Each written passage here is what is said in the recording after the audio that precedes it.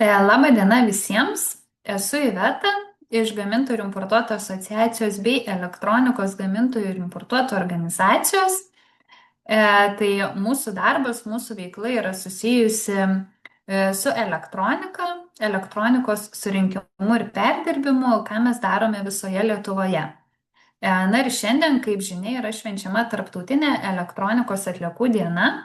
Tai šią dieną buvo nuspręsta minėti, kad būtų galima kuo daugiau informuoti žmonės, visuomenę apie tai, kaip teisingai reikia rūšiuoti elektronikos atliekas ir kodėl tai svarbu daryti. Tai labai džiaugiamės ir kad jūs prisijungėte paklausyti, kad jums svarbu, kad jums įdomu ir kad norite sužinoti daugiau.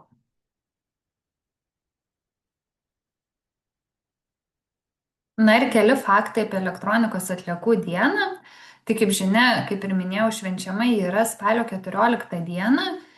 Šią dieną pradėjo minėti tarptautinė organizacija V-Forum.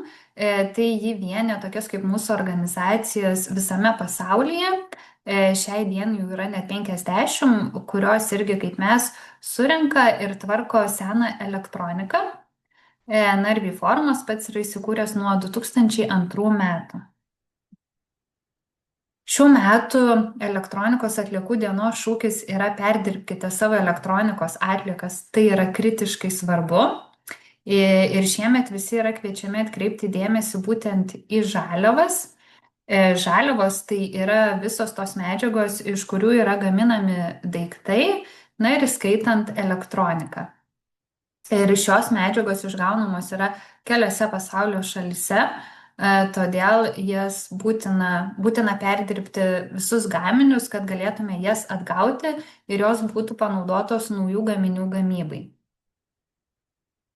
Na ir žinoma, kad kuo daugiau mes perkame, kuo daugiau naudojame prietaisų, telefonų, kompiuterių, kitos elektronikos, tai tuo daugiau žaliavų reikia pagaminti tiems gaminiams.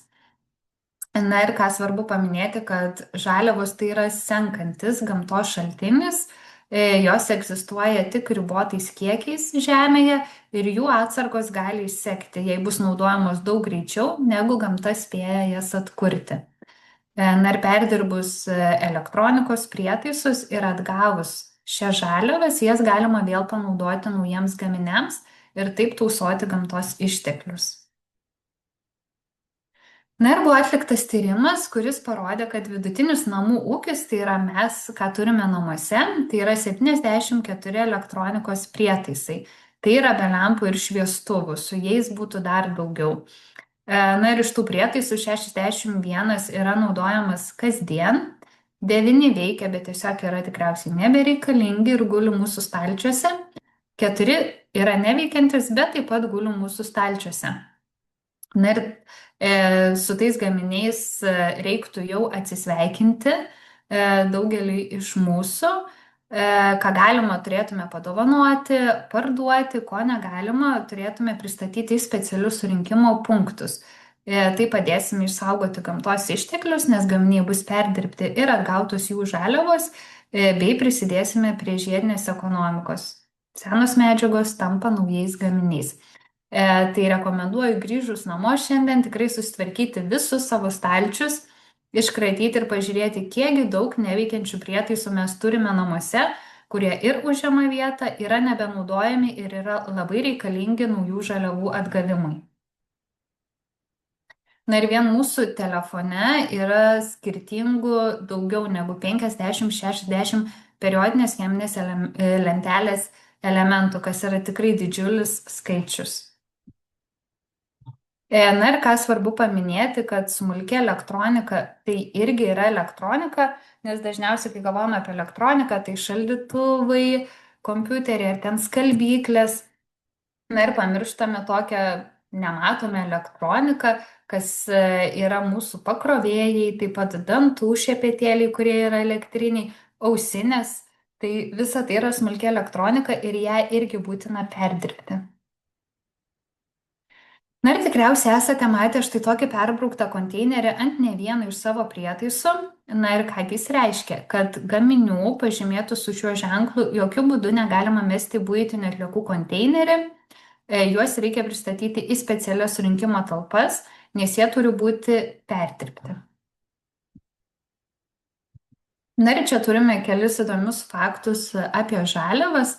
Tai 2022 metais iš 54% sutvarkytų elektronikos atliekų pavyko susigrąžinti net 0,4 milijonus tonų vertingų medžiagų, tokių kaip varis, aliuminis, volframas ir paladis. Jas galima naudoti naujiems gaminiams, taip saugant gamtą ir mažinant naujų žaliavų gavybą. Na ir čia kiek liūdnesni statistiniai duomenys, tai iki 2050 metų spėjama, kad bendras kasmet susidarančių elektronikos atliekų kiekis padidės net iki 12,5 ar 19 milijonų tonų, kas yra tikrai labai didžiuliai skaičiai. Taip pat iki 2050 metų iš elektronikos atliekų galėtų būti atgaunama net 0,4 arba 1,5 milijono tonų kritinių žaliavų kasmet. Tai perdirbdami elektronikos atliekas ne tik saugome aplinką, bet ir tausojame brangius gamtos išteklius. Na, taip pat dar vienas įdomus faktas, kad yra išmesta ir 950 milijonų kilogramų laidų bei kabelių. Na ir tokiu kiekiu būtų galima apvynioti mūsų Žemę net 107 kartus.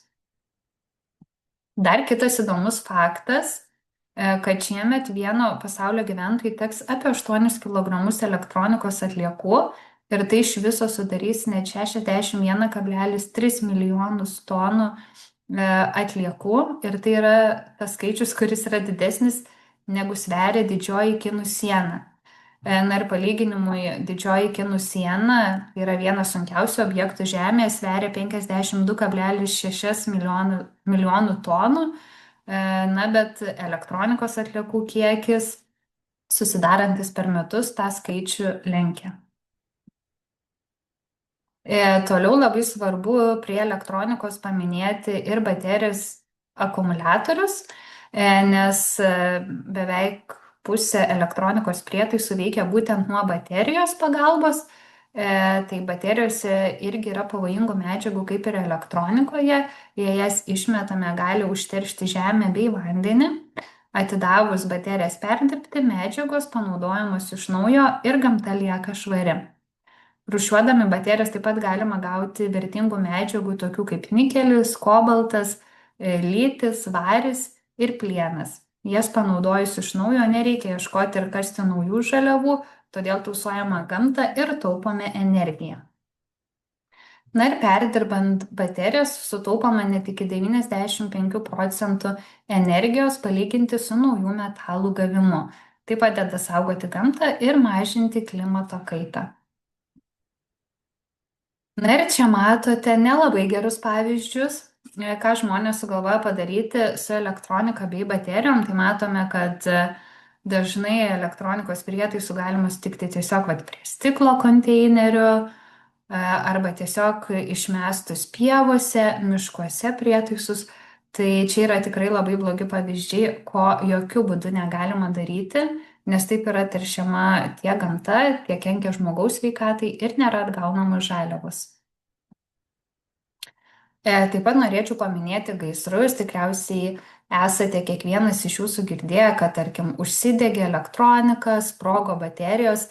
Tai ką norėčiau paminėti, kad jokių būdų ir savo elektronikos prietaisų nebandykite ardyti patys, nes jeigu pažeidžiate bateriją, ją sugadinate, tai tikrai galima tikėtis ir gaisro. Tai su savo prietaisais elkitės labai atsakingai. Na ir prieš išmetant visada pagalvokite, pirmiausia, jeigu turite neveikiantį prietaisą, tai neskubėkite pirkti naujo, pirmiausia įsitikinkite, ar prietaiso negalima pataisyti. Na, jeigu turite prietaisą, kuris tiesiog jums atsibodo, norite atsinaujinti, tai tiesiog pagalvokite, kad seną galite padovanoti savo draugui arba parduoti. Na, jeigu prietaiso neįmanoma pataisyti, jis yra visiškai nebetinkamas naudoti, tuomet turite jį pristatyti į tam skirtas vietas ir jokių būdų nemesti į paprastą konteinerį. Tai tikriausiai prekybos centruose esate matę štai tokias elektronikos ir baterijų surinkimo talpas, tai skirtos baterijom ir smulkiai elektronikai. Dar štai taip gali talpos atrodyti. Jeigu turite kažkokią stambią elektroniką, šaldytuvus, skalbimo mašinas, tai galite informuoti ir savo tėvus, kad galima šias atliekas atiduoti nemokamai, man rūpi rytojus komandai. Jie atvažiuoja ir iš jūsų namų išveža nemokamai prietaisus. Bet matote, kaip čia nuotrauka, pas kažką atvyko išvežti šaldytuvo. Taip pat yra didelio gabarito atliekų surinkimo aikštelės, kurios taip pat priema elektronikos prietaisus. Taip pat visos parduotuvės, kurios prekiauja elektronika bei baterijom, surenka jų atliekas. Na ir galbūt esate pastebėję savo miestuose štai tokius, kaip mes vadiname, namelius, tai žinokite jų paskirtį, kad jie irgi yra skirti baterijų ir elektronikos atliekoms. Na ir čia matote svetainę man rūpi rytojus.lt, kur galite rasti visą informaciją apie elektronikos bei baterijų rūšiavimą ir taip pat galite užsisakyti nemokamą stambios elektronikos išvežimą iš namų. Ir ką labai svarbu paminėti, kad iš tiesų viskas priklauso nuo mūsų. Nes į Lietuvą, kas įveža elektronikos prietaisus, baterijas ir kurie įveža ir parduoda Lietuvoje, tai jie sumoka ir už šių atliekų sutvarkymą. Bet viskas priklauso nuo mūsų vartotojo, ar tos atliekos pateks pas legalius atliekų tvarkytojus. Tai dar kartą noriu pabrėžti, kad jokių būdų savo prietaisų nemeskit į paprastą konteinerį, o kaip ir minėjau prieš tai esančioj skaidriai, turite pristatyti į specialius surinkimo punktus. Na ir čia dar kelias, kas vyksta su teisingai išrūšiuotom atliekom, jos patenka į rūšiavimo talpas, toliau keliauja atliekų perdirbimo cechus, kur yra atskiriamos, išardomos, pašalinamos kenksmingos medžiagos, na ir atgaunami vertingos žaliavos naujų gaminių gamybai ir štai turime naujus gaminius. Tai čia matome žiedinės ekonomikos modelį. Tikriausiai esate visi girdėję apie žiedinę ekonomiką, kuri sako mažiau žaliavų ir mažiau atliekų. Na ir matome tokį beveik pilnai uždarą ratą. Tai kaip matome, viskas prasideda nuo žaliavų, gamtos išteklių, toliau į projektavimą viskas keliauja, į gamybą, paskirstimą, pardavimą, toliau štai čia vartojimas, kur esame mes. Vartotojai, toliau pakartotinis naudojimas ir taisymas, ko negalima pataisyti ir tikrai nebetinkama naudoti, keliauja į specialias surinkimo talpas ir toliau į atliekų tvarkymą. Po atliekų tvarkymo tik maža dalis yra šalinama kaip atliekos, o visa kita, kas buvo perdirbta, keliauja vėl į naujų gaminių gamybą. Ir štai susidaro uždaras ratas, taip saugant gamtos išteklius. Toliau noriu pranešti apie mūsų projektą Mes rūšiuojam ir esame paskelbę 2 konkursus. Pirmas yra piešinių konkursas iki mokyklinio amžiaus vaikams ir mokiniams. Ir antras yra komiksų konkursas mokiniams nuo 5 klasės. Tai tikrai labai skatiname ir kviečiame jūs dalyvauti. Visą informaciją galite rasti puslapyje www.mesrūšiuojam.lt. Na ir laimėję dalyviai bus apdovanoti puikiais prizais.